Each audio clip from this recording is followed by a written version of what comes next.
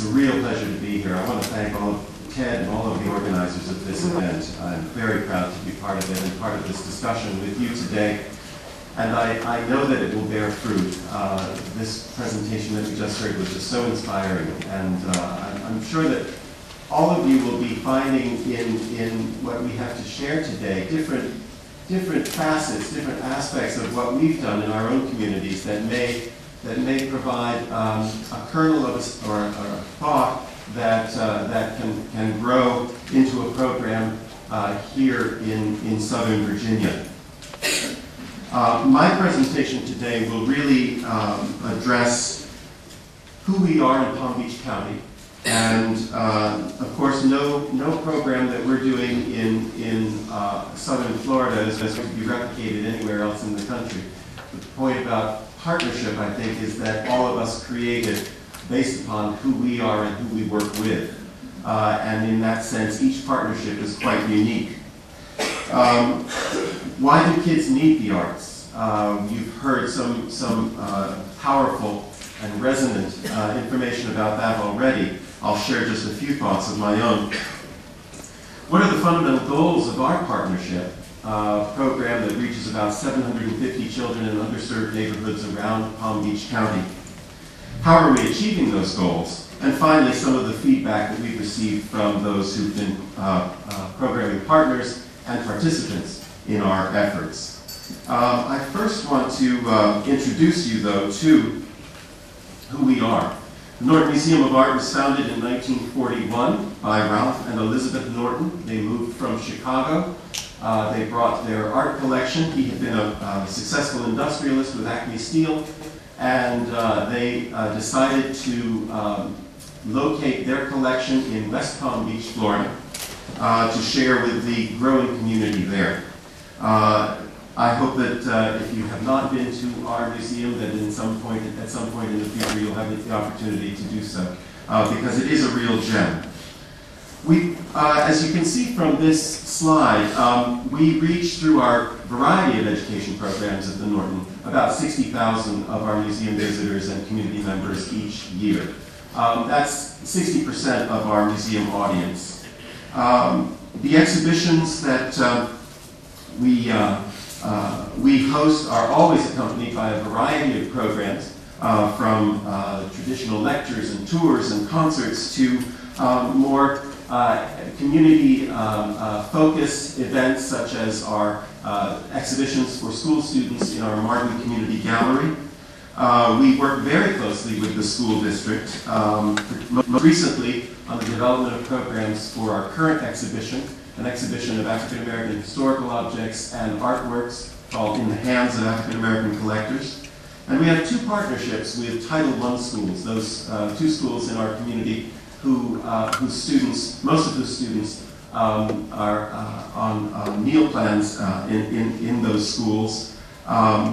The elementary and middle schools that we work with directly through developing curriculum with teachers, through providing our venue as a space for student performances and exhibitions, by enhanced and rigorous tours for their school groups, and for teacher professional development.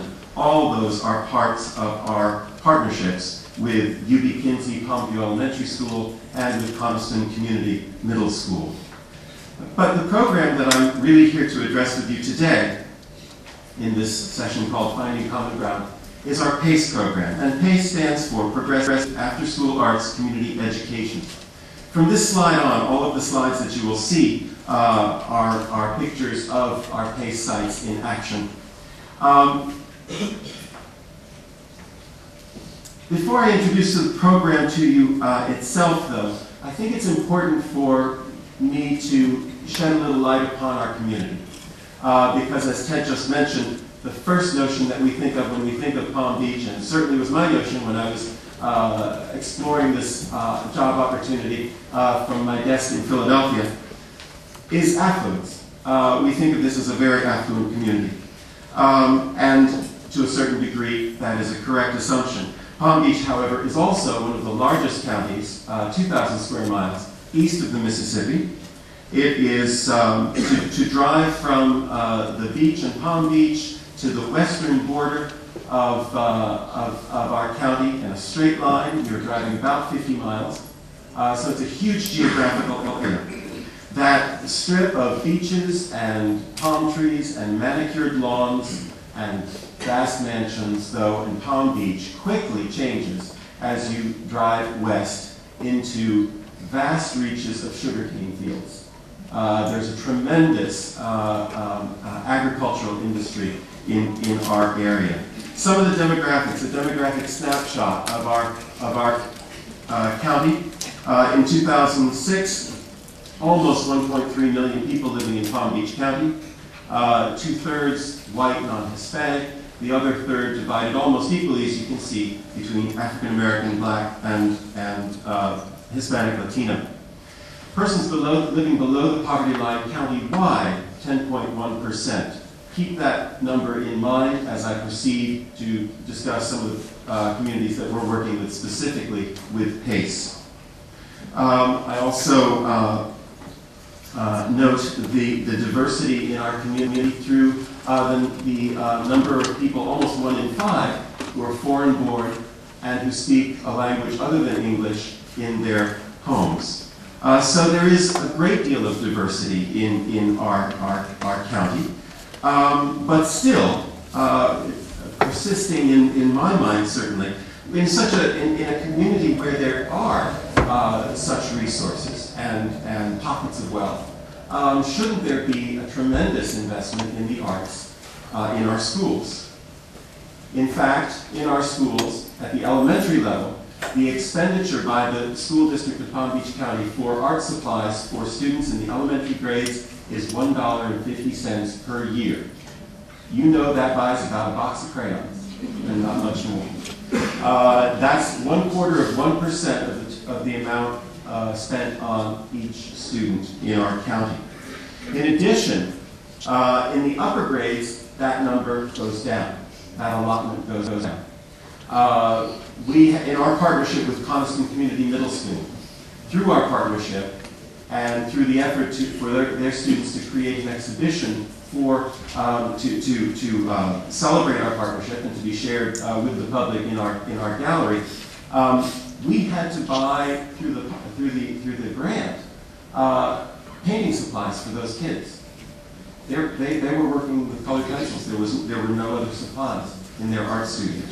So with this challenge on our hands of a diverse community, with the challenge of so few resources in the schools being devoted to the arts, there is clearly something here that tells us we need to reach out, we need to step out and do something.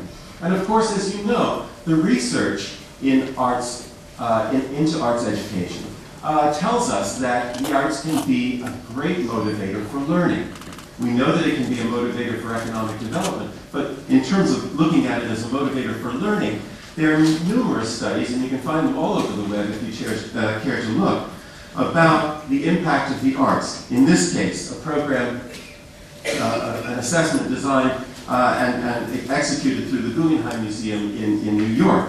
Learning through the arts, this program determined that children in elementary school performed better in 6 categories of literacy and critical thinking skills, such as thorough description, hypothesizing, and reasoning. They did that much better in those categories than students who were not a part of this program. Well, aren't these skills that all of us need as functioning citizens in our democracy? Also, and talking about literacy, talking about the importance of literacy for that very purpose as well, the arts increase literacy skills. They encourage new types of literacy, research by Thomas Armstrong in his book, The Multiple Intelligences of Reading and Writing. Through our own research at the Norton Museum of Art, with our 5-year-old partnership with UB Kinsey Palmview Elementary School, we find another facet in which education is touched and enhanced. Children's learning is touched and enhanced by the arts. This quote from this teacher at the bottom of my slide: "Teaching academics through the arts, that is, arts integration, brings the soul back into my teaching. It's how I motivate, engage, and inspire my students regardless of their academic level. She talks about engaging, motivating, and inspiring her students, and I would suggest that she's also had the opportunity to engage and motivate and inspire herself. And we all know, if we think back to our own experiences as students, that it was those teachers who were truly motivated about what they were teaching us, who had a spark about sharing what they knew about a given subject, who really stick with us and who really had a profound impact upon us. So it's the impact on the children for sure, but we also see how that impact reaches into others engaged with those children through the arts.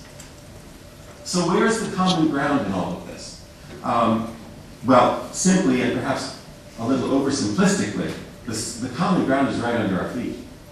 The common ground is our community. The common ground is the welfare of our children and our desire to make their futures as bright as possible. The challenge then becomes, once we recognize what the arts can be in education, the challenge becomes, how do we agree upon what should be done? How do we partner? How do we begin to work together as an art museum with community organizations to see goals shared and goals achieved? When our program began, it began actually out of some research that had been done that our director, who's a terrific manager as well as a real visionary thinker, Christina Orr-Cahal. She read a study in which kids who had dropped out of high school were asked, what would have kept you in school? What are some of the things that were lacking that would have motivated you to stay? And she said she knew that the survey was legit when she read that 1% of the kids said more sex. But she also said that over 50% identified some form of the arts as a factor that would have kept them in school. So with that in mind, she began to talk with our staff. This was years before I began working there. She began to talk to our staff to create a program that could be taken out to the schools, to the community centers. As I've said, we work already with the schools, but she saw an opportunity to engage the Parks and Recreation Department, other community centers, to provide arts in after-school centers. Thus, PACE was born. But the PACE program did not immediately fly. The PACE program, in fact, at first, was met with a great deal of suspicion. A member of our community who has always been an advocate for the museum and for arts education, Reed Daniel, as well as one of our staff, began to visit different organizations. And many of them were skeptical and not willing to embrace this idea. But it was through persistence that the program began to gain ground, began to gain partners, and through which the program began to stand on its own. I believe also that I'm a slide behind, here we go. To enter into a partnership, one needs to know what one's goals are, and one needs to be able to share those goals with others, to realize a certain need, to define a plan that partners can work on together. I want to emphasize, however, that flexibility has been essential for us, because with each different organization that we have worked with through our community, each organization has demanded that we tailor our program slightly differently, depending upon their hours of operation, depending upon the number of children they serve at their site, depending upon staffing and the facilities available for us to partner with. So, in thinking about the goals that we set for ourselves with this program, we wanted the PACE program to certainly foster creativity and stimulate critical thinking for youth in a supportive after-school environment. We wanted it to provide fun and educational art activities that engaged kids at their different levels of development, but that also related to multicultural learning, to the Sunshine State Standards, which are the standards, statewide standards for learning in the schools, as well as related to museum exhibitions, because as in the next point, we wanted to offer children the opportunity to use the museum as a resource, to begin to know that this museum is not for someone else across the street. It's their museum. It's their community resource. We also wanted to provide all participants with opportunities to participate in an annual exhibition of the PACE program at the Norton Museum, and employ teachers and artists from within PACE communities to provide role models for the children. The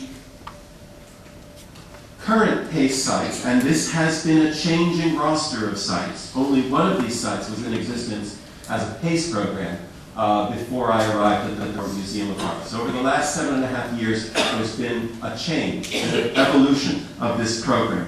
I'd like to say a few words about some of these sites. Gaines Park, West Palm Beach Parks and Recreation, that was where our great community advocate, Reed Daniel, worked, and he introduced that program during PACE into his program about 7 years ago. The HighRidge Family Center in West Palm Beach, a division of youth affairs in Palm Beach County. This is a center where children reside for 90 days. These are children who are on the verge of falling into trouble in schools. In some cases they nominate themselves, in other cases their families nominate them for this program. They live in this school-like environment in dormitories for 90 days. Their schooling is taken care of right there so they don't fall behind in terms of the public school agenda. And their families become very engaged. The kids go home on the weekends, but during the week, families must participate in group family therapy sessions for the children to remain in the program. That program began as a PACE site about 2 years ago. My Choice Community Development, an independent development center in Riviera Beach, one of our hardest hit communities. The Okeechobee Center in Belle Glade Housing Authority, a housing authority that was established and opened during the Roosevelt administration, which still carries in its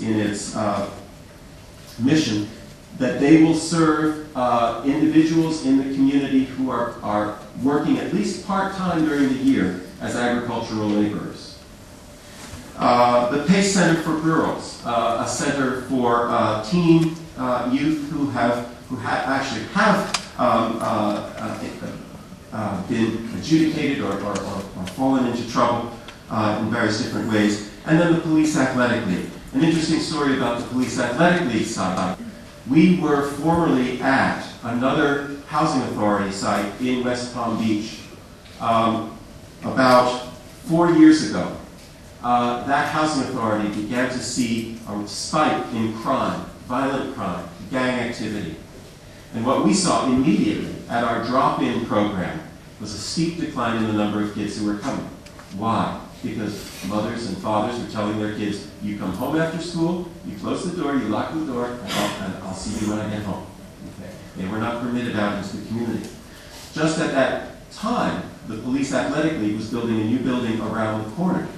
And we were able to work with the Police Athletic League to initiate a program there, which allowed for all of the kids we had previously served to come around the corner, actually not to come around the corner, to be bused from school to the Police Athletic League, to continue as a part of this arts and education program.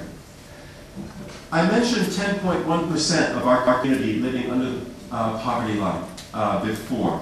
In the communities that we're serving specifically through these sites in West Palm Beach, Riviera Beach, and Belle Glade, here are the rates of poverty in 1999 for families with kids under the age of 18.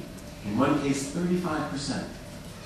So the effort is to reach into those communities where their children may have the least opportunity to engage with the arts, where the schools might be hardest hit in terms of raising their Florida assessment standards, raising their Florida assessment grade, I should say, and therefore where the allotment for dollars for art may be cut even further back to provide another reading teacher or to provide another tutor.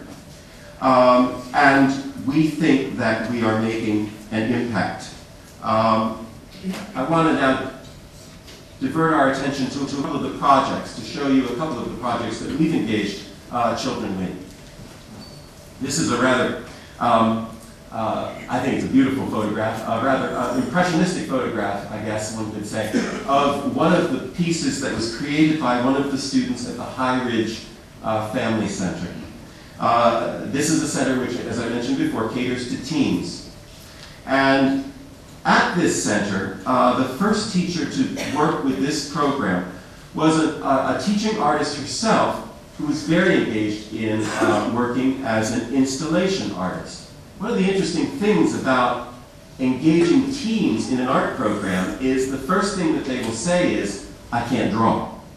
Because by the time they're teens, they've already found out who the class artist is, right? And they're not among them. But when this young woman goes into the class and says, you know what? Art isn't just about drawing anymore. We can use objects that we can find right in our kitchen or right on the street. And we can begin to make art out of found objects. We can create a whole room that tells us something about who we are. We can use the room as a canvas and create an installation. Suddenly kids are awakened to some new possibilities. And it's not about technical facility. It's about finding a way to express something about yourself.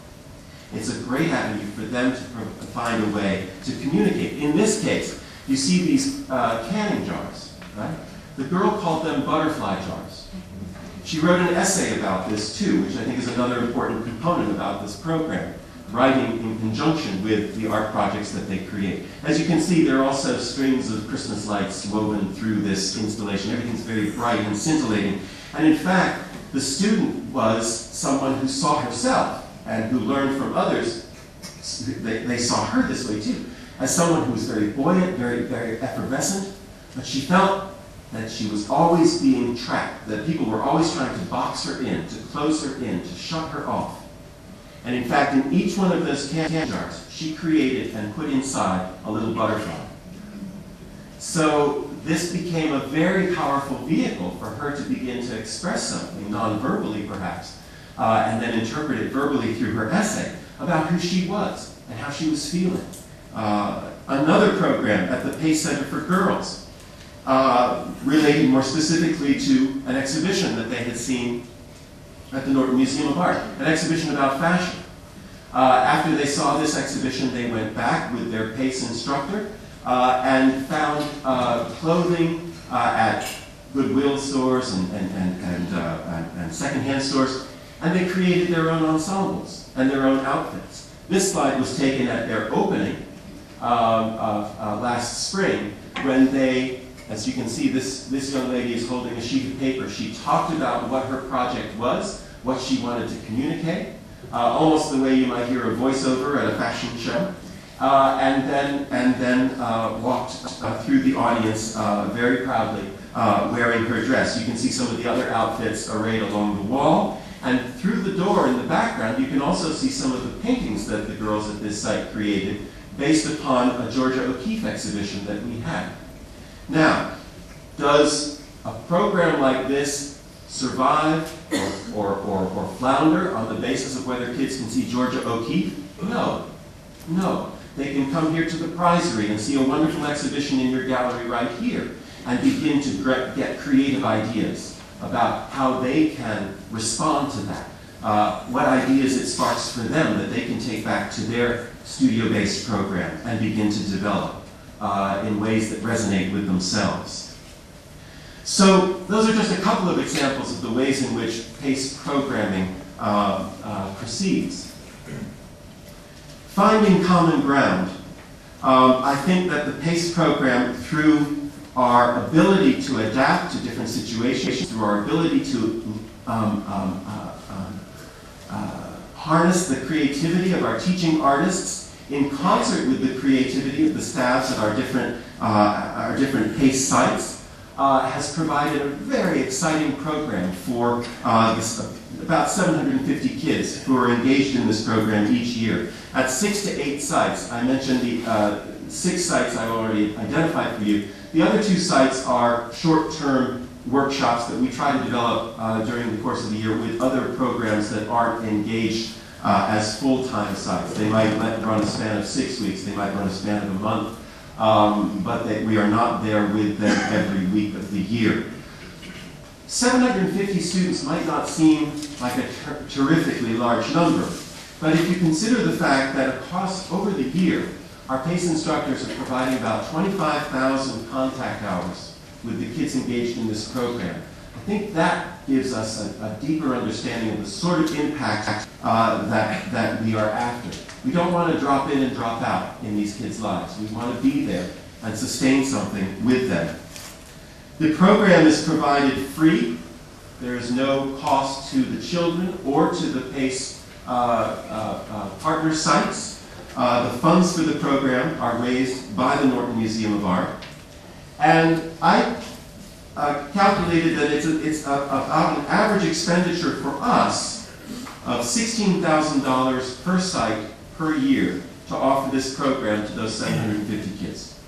That $16,000 incorporates the management costs for my staff person. I have a staff person who manages this program as well as all of our family programs at the museum and our summer internship program. So it pays part of her salary. It pays for the teaching artists who are part-time employees of the Norton Museum of Art. It provides all the supplies for the students to work with. 3 trips to the museum, and believe me, in a community where rental buses are about $450 a pop, that's not a small ticket item. Stipend for visiting artists, and evaluation. And the preparation of the PACE exhibition at the museum. In return, what we ask from our PACE sites is a place to work with the kids, a place to store our supplies, and the children themselves on a regular schedule so that they can know and anticipate when Art Day will be coming up.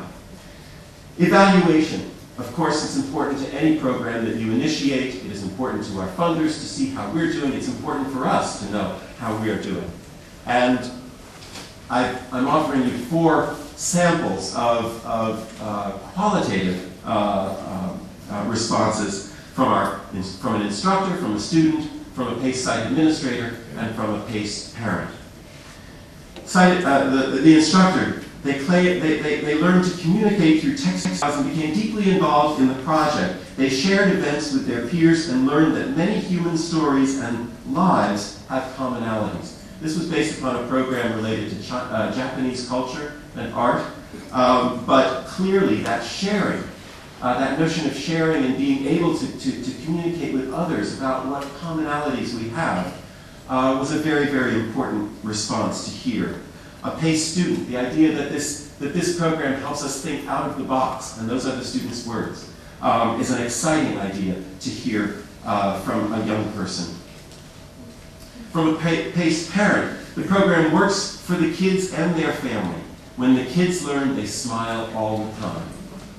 Isn't that the case? And from a PACE site administrator, this gives our residents, again, the HighRidge site, this gives our residents an opportunity to be exposed to the arts and to learn to express themselves in a creative manner, as opposed to expressing themselves in a less productive manner.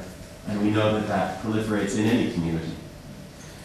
One of the things that one of the statements that I was most proud of was one given by our PACE instructor, a former PACE instructor who is now our current Assistant Curator of Education and managing this program. When she was an instructor, Carolyn Sickles, whom Ted met on his tour, said that through another multicultural project that she initiated, the students were more aware of a more global community that they were included in.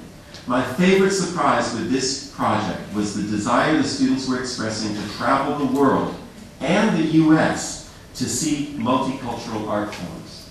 Well, if sparking a student's interest and curiosity about the world isn't a valid thing that arts education can do, I don't know what is. I want to encourage you to speak with me during the day if you have questions. Obviously, I'll be on the panel to answer any questions that you may have. But I also encourage you to contact me after this conference if you have any questions and want to follow up. Again, it's a real pleasure to be with you here today, and I look forward to hearing in the future of some wonderful programming here in your county. Thank you.